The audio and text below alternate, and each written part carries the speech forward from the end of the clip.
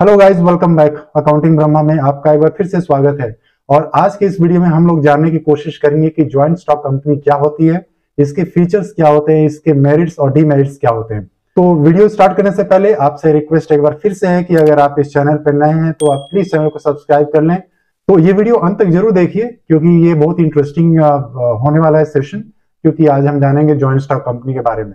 So let's begin.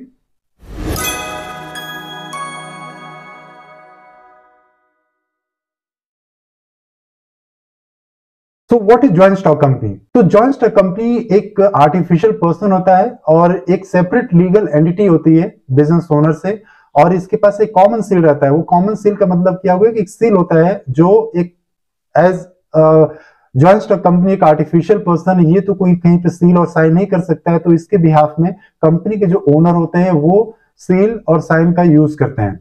Alright, joint stock company की formation जो होती है वो एक लीगल प्रोसेस होता है जो कि बहुत लेंदी प्रोसेस होता है और ये एक्सपेंसिव प्रोसेस भी होता है। तो इसको एक रजिस्ट्रेशन प्रोसेस के अंडर थ्रू जाना पड़ता है, जिसे कहते हैं कंपनी एक्ट 2013 अंडर सेक्शन 220।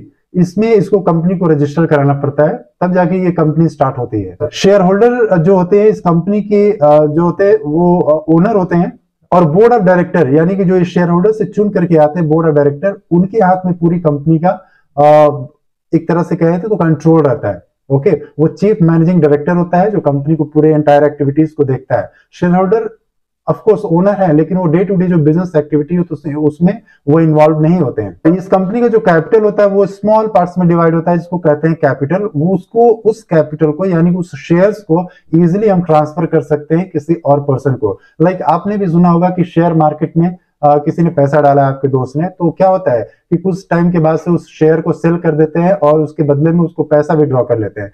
तो उसका मीनिंग क्या हो गया? वो जॉइंट स्टॉक कंपनी ऐसे ही चलती है जिसमें वो लोग शेयर्स को वो लोग अपना लिस्ट कर देते हैं पब्लिक के लिए, और वहां पर तो क्या होता है कि वो शेयर होल्डर्स जो होते हैं यानी कि जो इन्वेस्टर होते हैं वो शेयर खरीदते हैं और बाद में उसको सेल भी कर देते हैं। तो इसमें जो होता है शेयर्स इजीली ट्रांसफरेबल होता है दूसरे को। ऑलराइट, ओके, अब देखते हैं कि इसका जॉइंट स्टॉक कंपनी का फीचर्स क्या होता है। सबसे पहला फीचर जो होता है वो होता है आर्टिफिशियल पर्सन।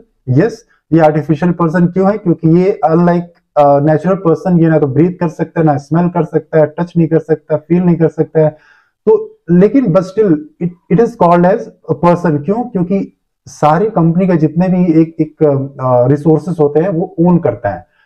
ठीक है, तो इसके लिए इसको कहते हैं एक पर्सन। बट ये आर्टिफिशियल पर्सन है बिकॉज एज आई सेड कि ये एक as like normal human being ये एक्ट नहीं कर सकता है। दूसरा होता है सेपरेट लीगल एंटिटी। इसकी फीचर्स होती है, इसका मतलब हुआ कि जो कंपनी का जो एक एग्जिस्टेंस है वो ओनर के एग्जिस्टेंस से सेपरेट है। यानी कि जो प्रॉपर्टी बिलोंग करती है बिजनेस की वो सेपरेट है, और ओनर की जो प्रॉपर्टी होती है वो सेपरेट है। ओनर का कोई भी क्लेम बिजनेस के असेट पे या फिर लाइबिलिटी कैपिटल, इस पे कोई क्लेम नहीं होता है, इस पे कोई अथॉरिटी नहीं होती है। और फॉर्मेशन की अगर बात करें तो ये थोड़ा सा टाइम कंज्यूमिंग, एक्सपेंसिव और कॉम्प्लिकेटेड प्रोसेस होता है इस टाइप के कंपनी को फॉर्म करने के लिए। इसको कंपनी एक्ट 2013 अंडर सेक्शन 220 इसको करना पड़ता है रजिस्टर अपने आप को। तो वो रजिस्ट्रेशन प्रोसेस थोड़ा सा लेंदी और एक्सपेंसिव होता है। नेक्स्ट है परपेचुअल सक्सेशन। इसका मतलब ये होता है कि ये कंपनी जो होती है एक लॉ को फॉलो करती है और उसको अबाइड है टू फॉलो द रूल। क्योंकि ये कंपनी रजिस्टर्ड हुई है कंपनी एक्ट के अंडर में, तो जो भी कंपनी स्टार्ट होती है वो एक पर्टिकुलर लॉ को फॉलो करती है, और अगर उसको क्लोज करना है तो उसके लिए भी इस कंपनी को एक लॉ फॉलो करना पड़ेगा। एक प्रोसीजर जो डिस्क्राइब्ड है कंपनी एक्ट के अंडर में, उसको ये फॉलो करके ही कंपनी को क्लोज कर सकते हैं। और इसके जो मेंबर्स होते हैं या ओनर्स या डायरेक्टर्स जो होते हैं वो कंपनी में रहें या ना रहें उससे कंपनी पे कोई फर्क नहीं पड़ता है। ये कंपनी अपना एग्जिस्ट करेगी और अपना बिजनेस को नॉर्मली वो चलाते रहती है। नेक्स्ट अगर बात करें कंट्रोल की, तो इसमें जो मेन कंट्रोल होता है बोर्ड ऑफ डायरेक्टर का होता है, और वो इलेक्टेड बाय शेयर होल्डर्स। जो स्टेक होल्डर्स होते हैं वो उसको इलेक्ट करते हैं, उसको सेलेक्ट करते हैं बाय गिविंग वोट, और उसके हाथ में पूरा कंट्रोल मेजर्स रहता है। वो सारे decisions related to business activity वो लेता है। जो कंपनी के स्टेक होल्डर्स होते हैं उनका day to day business activity में किसी भी तरह का इन्वॉल्वमेंट नहीं होता है। अगर बात करें लाइबिलिटी की, जो नेक्स्ट फीचर्स है, तो लाइबिलिटी जो होती है लिमिटेड होती है। लिमिटेड लाइबिलिटी का मतलब हो गया कि जो इसकी कंपनी के जो शेयर होल्डर्स या ओनर्स या फिर जो डायरेक्टर्स हैं उनकी जो लाइबिलिटी होती है लिमिटेड होती है, और अगर उनकी कंपनी में अगर किसी तरह का लॉस होता है या डेट होता है, तो वो ये इतना उनके बस रिस्पॉन्सिबिलिटी बनती है जो कंपनी में असेट्स और कैपिटल है उसको ही वो लोग कंसीडर करके उस सारे डेट्स को क्लियर कर सकते हैं। उनको पर्सनल जो अपनी प्रॉपर्टी होती है उस पर कोई इंपैक्ट नहीं पड़ता है, तो इनकी जो लायबिलिटी होती है वो लिमिटेड होती है। नेक्स्ट है कॉमन सील। तो कॉमन सील का मतलब क्या हो गया कि कंपनी में एक सील होता है जिसको ओनर्स बेसिकली वो यूज करते हैं on behalf of the company, वो रिप्रेजेंट करते हैं इस कंपनी को कि yes I can sign this document, या फिर किसी भी तरह की एक्टिविटीज होती है वो परफॉर्म करते हैं by using the common seal. वो कॉमन सील कंपनी को भी रिप्रेजेंट करती है और डायरेक्टर्स को भी रिप्रेजेंट करती है। तो एज ए सेड कि आर्टिफिशियल पर्सन है तो वो तो बेसिकली साइन नहीं कर सकता है, वो किसी भी तरह का डिसीजन नहीं ले सकता है, राइट। तो उसके बिहाफ में ये कंपनी के डायरेक्टर्स या ओनर्स जो होते हैं वो लोग एक्ट करते हैं, वो लोग रिप्रेजेंट करते हैं, ऑलराइट।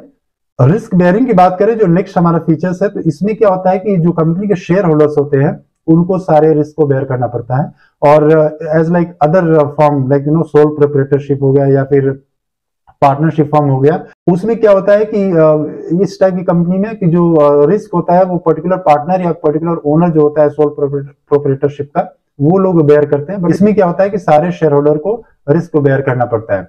तो आपने भी सुना होगा कि जैसे शेयर मार्केट डाउन हो गया तो उसमें क्या होता है सारे शेयर होल्डर जो शेयर लिए हुए उस कंपनी पर्टिकुलर कंपनी का वो सारे लॉस को बेयर करते हैं। तो आपने ये चीज सुना होगा, राइट। तो उसी तरह से इसमें क्या होता है रिस्क बेयरिंग जो होता है जॉइंट स्टॉक कंपनी में ये सारे शेयर होल्डर को बेयर करना पड़ता है। ओके, नेक्स्ट हम देखेंगे कि जॉइंट स्टॉक कंपनी जो होती है उसकी मेरिट्स क्या होते हैं और डीमेरिट्स क्या होते हैं। तो merits of joint stock company जो होती है सबसे पहला जो मेरिट्स होता है लिमिटेड लायबिलिटी होती है, जैसा कि मैंने फीचर्स में बताया था आपको कि इसमें अगर किसी तरह का डेट या फिर किसी तरह का कंपनी में लॉस होता है या किसी भी काइंड का कंपनी में लायबिलिटी इनकर होती है तो वो कंपनी के जो ओनर्स होते हैं उनके ऊपर वो पर्सनली नहीं इफेक्ट करता है, वो कंपनी के जितने भी एसेट्स हैं या फिर कैपिटल है उसके थ्रू वो लोग अपने डेट को या फिर लॉस को रिकवर करेंगे, ऑलराइट। तो लायबिलिटी जो होती है इसमें लिमिटेड होती है। दूसरा है कि ट्रांसफर ऑफ इंटरेस्ट, यानी कि आप जो शेयर्स कंपनी के जो रेज कर रहे हैं ना शेयर के थ्रू कैपिटल,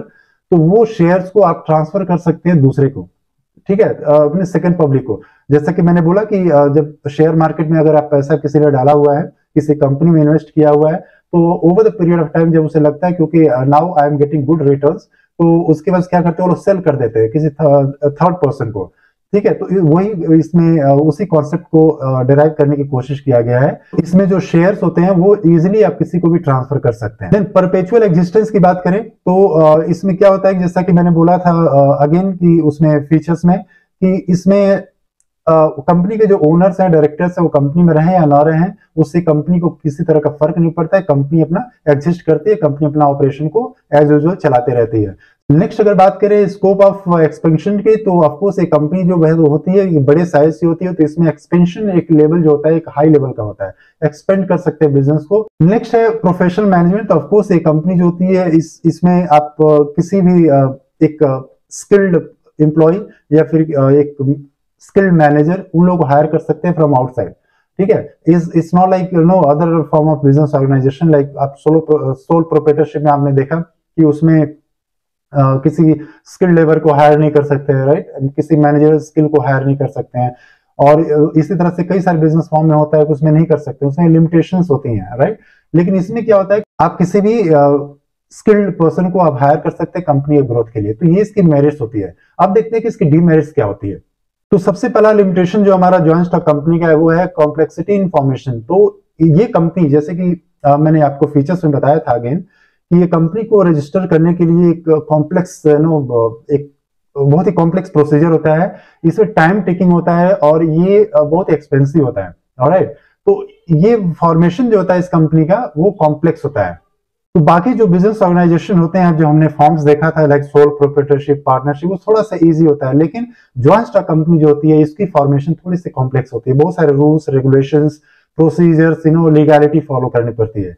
नेक्स्ट है लैक ऑफ सिक्रेसी। तो ऑफकोर्स ये जॉइंट स्टॉक कंपनी जो होती है पब्लिक होती है, राइट, इसमें शेयर्स को लिस्ट कर देते हैं शेयर मार्केट में, तो इनको क्या करते हैं कि इसकी जो इन्फॉर्मेशन होती है ना उसको प्राइवेसी मेंटेन नहीं हो पाती है, उन्हें सिक्रेसी किसी तरह की मेंटेन नहीं हो पाती, क्योंकि इनको टाइम टू टाइम अपने कंपनी के जो होते हैं ना परफॉर्मेंसेस या कह सकते हैं बैलेंस शीट वगैरह ये सब ना उनको फाइनेंशियल स्टेटमेंट पब्लिक करना पड़ता है ताकि स्टेक होल्डर्स को, शेयर होल्डर्स को वो कंपनी के पोजीशन के बारे में पता चल सके। तो इसमें कई सारे लूप होल्स हैं, आई मीन सीक्रेसी के मामले में इससे लूप होल्स हैं, तो आप प्राइवेट नहीं रख सकते किसी इंफॉर्मेशन को। नेक्स्ट है इम्पर्सनल वर्क इन्वायरमेंट। ये कंपनी का साइज इतना बड़ा होता है ना कि इसमें कंपनी के जो डायरेक्टर्स होते हैं वो डायरेक्टली अपने कस्टमर्स को, सप्लायर से, एम्प्लॉय से या मैनेजर से वो लोग डायरेक्टली डील नहीं कर पाते हैं, उनसे डायरेक्ट कम्युनिकेट नहीं कर पाते हैं, राइट। तो अगर आप बड़े बड़ी कंपनी को देखें, लाइक रिलायंस वगैरह ये सब देखें, तो इसमें क्या होता है, अब उसमें अंबानी साहब वो तो थोड़ी ना किसी को डायरेक्टली एम्प्लॉय को जाके मीट करते होंगे, राइट।